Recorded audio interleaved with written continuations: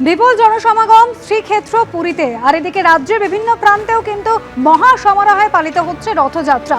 কলকাতার ইস্কন মন্দিরে রথযাত্রার সূচনা করলেন মুখ্যমন্ত্রী শুভেন্দু অধিকারী। সকালে যোগ দিলেন ইস্কনের অনুষ্ঠানে। আজ বিকেলে রথযাত্রা উপলক্ষে তমলুকের মহাপ্রভু মন্দিরে গিয়ে আরতি করলেন মুখ্যমন্ত্রী শুভেন্দু অধিকারী।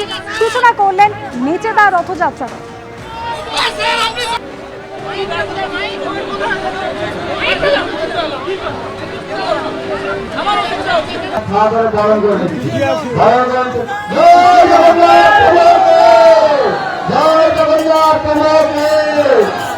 जय श्री माता के भगवान के सामने में खुशी करोगे लापे में स्वर्ग माता के हमारे भक्तवृंद के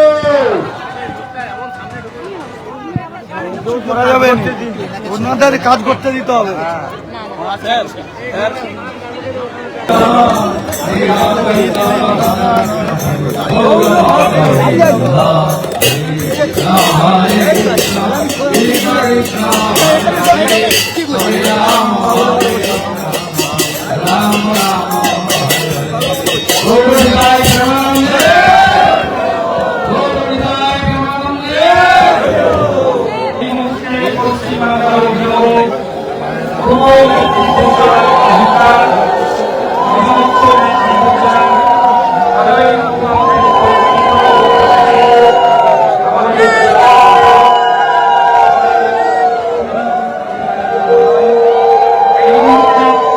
পক্ষ থেকে এবং সমস্ত দর্শনার্থীদের পক্ষ থেকে, সমস্ত রাজ্যবাসীর পক্ষ থেকে আন্তরিক অভিনন্দন